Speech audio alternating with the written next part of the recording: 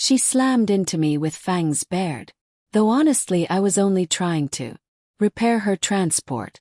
That's how my first week at the academy turned into a story I never imagined I'd recount to a mechanic, a dean, and even a dietitian, all on the same afternoon. The vehicle was a Sky Cycle, a polished piece of anti-grav tech popular with students who liked to look daring and a touch reckless as they zipped between towers. Most could handle them fine. The particular alien cadet, however, had managed to ram hers nose first into the maintenance bay door. Sparks burst, smoke curled, and the noise resembled a kettle screaming. When the haze settled, she stood there, wings twitching, eyes glowing violet in a way that seemed too real to be artificial. She was tall, slender, and doing her best to pretend she hadn't just wrecked her ride in front of half the engineering cohort. Probably should have stayed out of it. Cycles weren't on my clearance list, and their charged capacitors could roast a human in seconds. But the way she clutched the bars, more humiliated than hurt, pushed me forward. "You'll need a hand with that," I told her. She tilted, her head, voice like music laced with static. "Human, do you claim skill with machines?" It wasn't the first time I'd heard that here. The academy brimmed with species who thought humans handy, but crude, good for patch jobs, crate lifting or wiring, blind, not finesse. "I've fixed worse," I said. "Got a tool set?" She gestured, and the cycle sighed. Open a compartment, crouched tracing, scorched plating, and a blown energy. A stabilizer ring was fried, 3 circuits melted. Most cadets would have filed for a replacement, but something told me this one mattered to her beyond transport. Her gaze followed me too closely. When I asked her to hold the lamp, she leaned near enough for me to notice her teeth, longer than most, sharp. It didn't strike me as danger, not right away. Plenty of aliens had strange dentition. But when she absently licked her lip while I pried loose a connector, my pulse jumped. "Don't tell me this thing ran on plasma syrup," I muttered. She didn't laugh, just tilted the light until it lit her own face, shadows carving her already sharp features. Never looked away. By the time I swapped the cracked ring with a spare from the scrap pile, grease streaked my arms, and I suspected she wasn't just anxious over her cycle. She flinched whenever another student walked past, wings folding close, as though to hide. And then there was the smell. First I thought spilled coolant, metallic, faintly sweet. But the nearer she stood, the clearer it was. It came from her. "You are human," she said quietly. "Last I checked." Slid the coil into place. "Do you fear us?" "That depends who us is," I answered, tightening a bolt. "If you mean students who crash cycles, not really." Didn't smile. Instead she leaned in, pupils narrowing. "What if I required fluids from the living?" My wrench froze mid-turn. Could have been a joke. Plenty of species metabolized odd fuels, methane, gas, liquid ammonia, even molten silicon. But her tone was serious, and I'd already noticed those fangs. "I'd say," I answered carefully, "you should be clear about which fluids before I assume the worst." She inhaled softly, almost testing the air. "Blood," she whispered. The wrench slipped, clattering far too loudly on the floor. But she didn't attack, didn't bare her teeth. She just watched me, almost pleading, as if my reaction mattered more than anything. Wiped my hands on my coveralls, trying not to look rattled. "Well," I said, after a pause, "that explains the fangs." To my surprise, a flicker of humor crossed her face. "You do not run."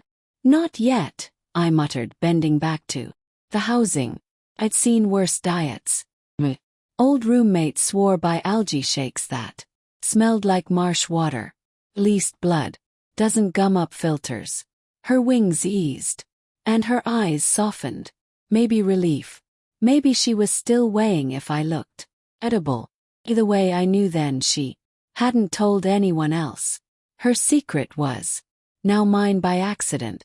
And still I kept working. Piece by piece the cycle came back to life. When it finally powered on, the stabilizers purred with a steady She touched the bars gently, almost reverently, like I'd restored something sacred. Her lips parted, fangs showing. Not as threat but as gratitude.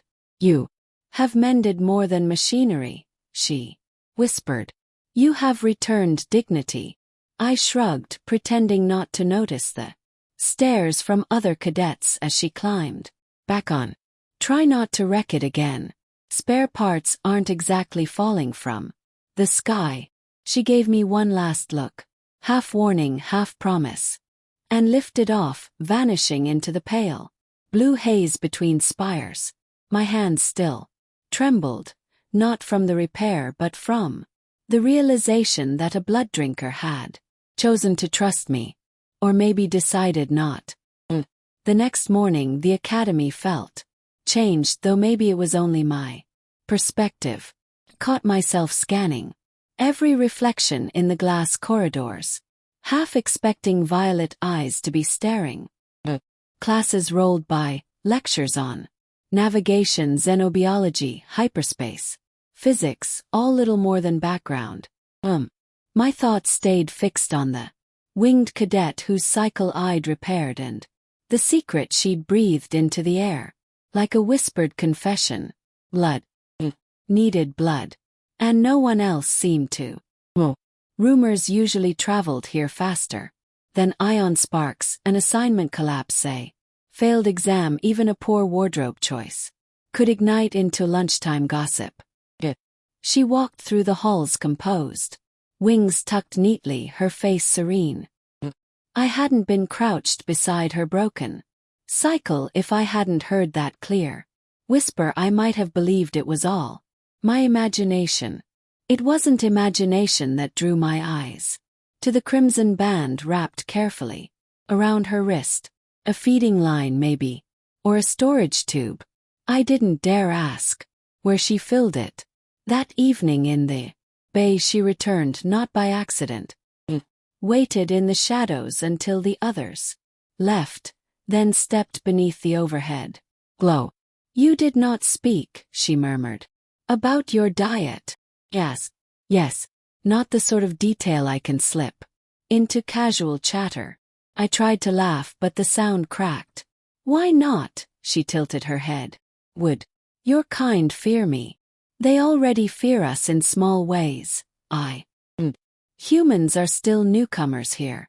Strong but fragile compared to most. I told them one of their classmates drank blood. It wouldn't be you they'd whisper about. It would be me, accused of exaggerating, of trying to paint you as dangerous. Her wings rustled faintly. You protect me then. I wiped grease from my hands, uneasy with how she framed it. I just don't like needless drama. Her gaze locked onto mine, violet and unblinking, piercing deeper than I wanted. And still you speak with me. Had no answer. Maybe it was curiosity. Maybe it was the way she carried a fragility no one else seemed to notice. She stepped closer, that metallic sweet scent reaching me again. Do humans have taboos about blood sharing? Plenty, I said quickly. We save it for surgeries, injuries, transfusions, not for snacks. Something unreadable flickered across her face. She leaned back, giving me space. I do not snack. Ration. But here it is harder. Few species bleed in the way I require. Her voice lowered. Academy provides substitutes, but they weaken me. If the instructors noticed, they would question whether my people belong here. That struck me harder than I expected. Humans weren't strangers to doubt, but this was different. She wasn't fighting assumptions, she was concealing truth to keep her place. I thought of her pride. When the cycle roared back to life, the way she'd spoken of restored dignity. Maybe she wasn't the only one running on failing parts. You trusted me, I said slowly. That wasn't an accident. No, she admitted. I thought you would flee. But you stayed. I'm not sure if that makes me brave or reckless. Her lips curved, almost a smile. Both. Days passed, and she kept appearing. The library, the training yard, the hangar where I tuned shuttles. Sometimes, silent, standing close enough for me to catch that scent. Other times full of questions. About human food, families. Stories we told of monsters in the dark. Her curiosity was sharp, hungry in its way. Soon I realized the others had noticed. A cluster of scaled cadets whispered when we walked by. Insectoid twins clicked nervously as her shadow stretched across them. No one named her aloud, but unease thickened daily. One afternoon after combat drills, I saw her on the observation deck. The stars spread endless and cold, their light gleaming against her wings. She didn't turn when I sat beside her. They suspect, she said quietly. Who? Everyone. Or soon, everyone. Her face tightened. If they learn, I may be spelled. Perhaps worse. I stared at the stars. You're not hurting anyone, are you? Not here. She hesitated, voice rough. But the hunger grows. That admission tightened something in my chest.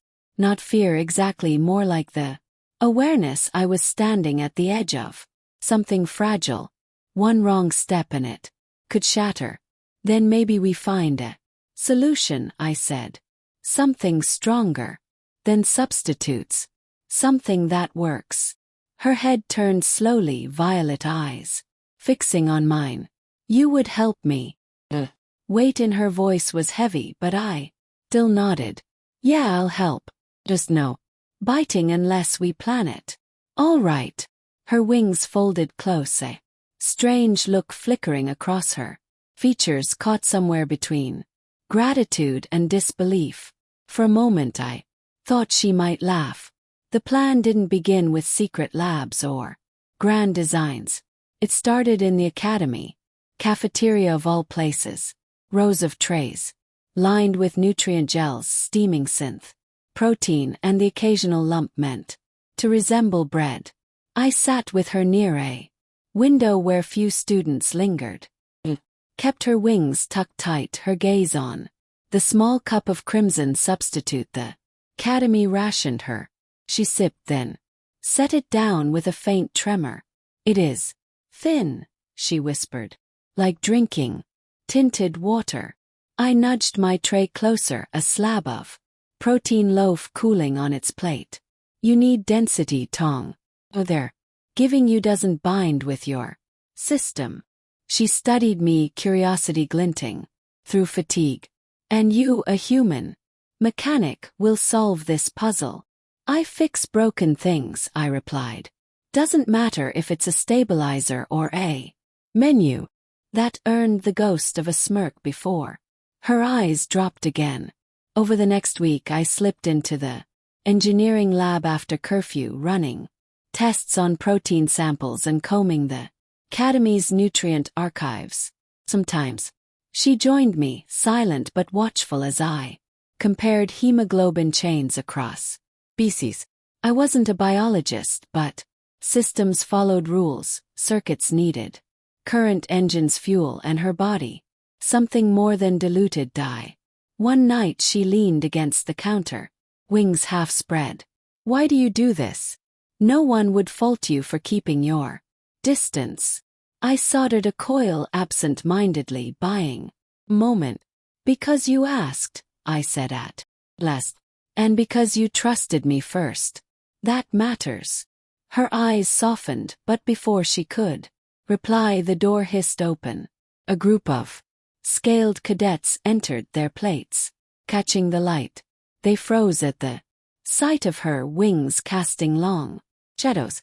One muttered something sharp in a language I didn't know. Instantly she straightened, face hardening into the cold mask she wore in public. Before I thought better of it, I stepped forward. "We're working on an engine project," I said, lifting a datapad. "Academy approved." The cadets exchanged looks, doubtful but silent, and left. The door slid shut. Only then did she exhale, her mask cracking just enough to reveal strain. "They watch me," she murmured. "Let them," I answered. "We'll give them nothing worth reporting." But she wasn't wrong. The whispers were growing. By midterms her weakness showed. Lagged in combat practice, stumbled in flight drills. The substitutes weren't enough. Once I found her alone in the training hall, clutching her arms so hard her nails cut lines into her skin.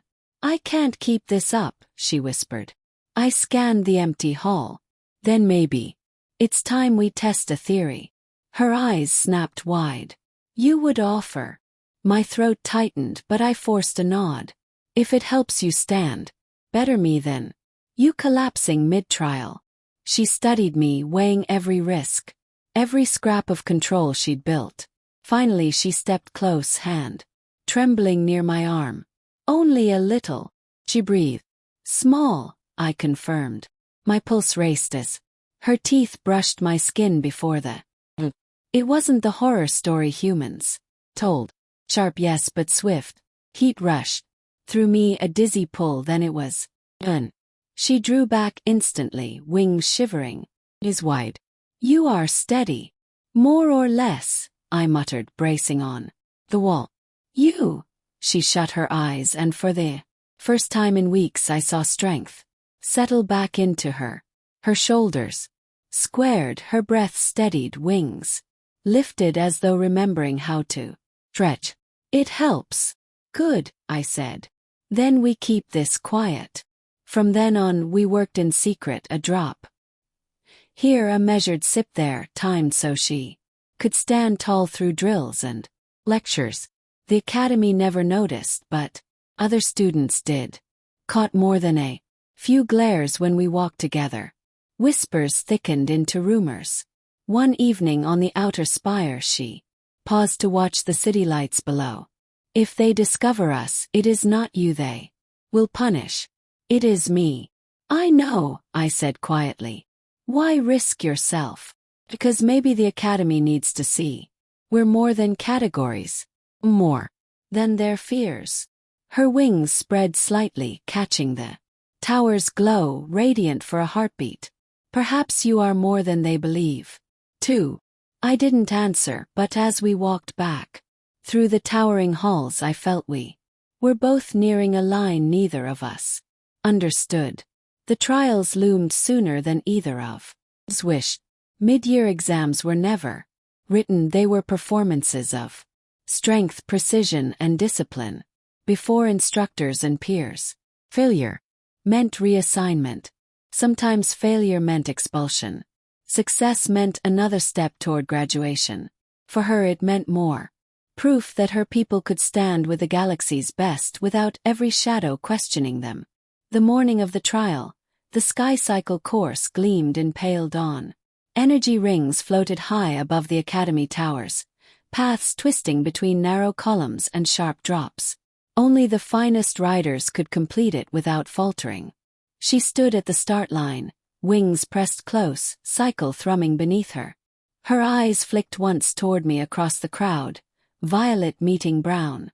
I answered with the smallest nod I could manage. We had repaired her machine together, replacing scorched coils and cracked circuits. Now it was her turn to prove what we already knew. The cycle wasn't the only thing rebuilt. The whistle cut the air. She launched forward, her cycle screaming into motion. Gasps rippled through the stands as she threaded the first ring, leaning sharp, wings catching the slipstream. Cheers rose with every dive, every turn. She moved with a precision that silenced doubt. Whatever hunger still gnawed at her, It was buried deep. But midway, one of the stabilizer nodes ahead sparked and collapsed. The ring shuddered, breaking apart in a shower of light just as she approached. Her cycle jolted sideways, engines wailing, and for a heartbeat it looked like she'd slam straight into the tower wall. I didn't think. Ran. Reaching the control hub, I slammed my hands down on the override, forcing the emergency stabilizers to fire. The cycle lurched, steadied, just enough for her to correct. She cut through the last rings in a blur, rising higher and higher until she blazed across the finish line, wings flared wide, cycle roaring beneath her. The arena erupted. She dismounted, breathless, and the mask she always wore slipped.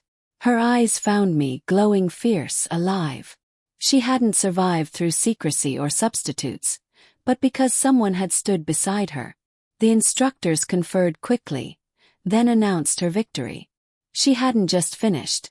She'd set one of the fastest times of the season. Those who whispered against her now stared in awe and unease. Rumor could not erase what they had seen. Later, in the quiet of the bay, she set the cycle down gently, brushing her hand along its surface. "It carried me true," she said softly. "You carried it true," I corrected. She looked at me, unreadable, then whispered, low enough only I could hear, "I could not have done it without you." I shrugged, though her words pressed heavy in my chest. "I just fixed the parts. You did the rest." Her wings twitched as she stepped closer. "No, you gave me more than repairs.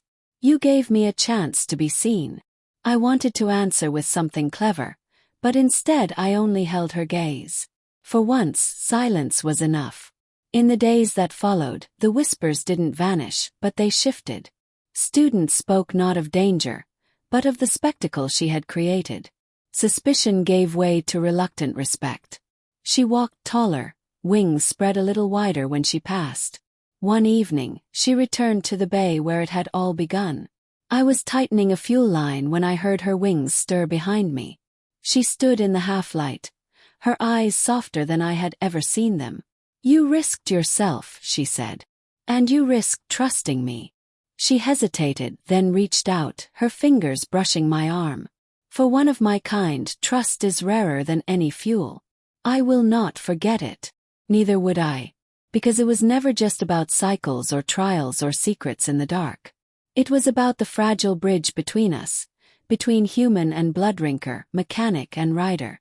A bridge built on grease-stained hands and violet eyes. On courage given and courage returned. When she left that night, lifting her cycle into the sky, thrusters glowing into the horizon, I knew the Academy would remember her flight for years. And I would remember how she looked back, just once, before vanishing into the stars.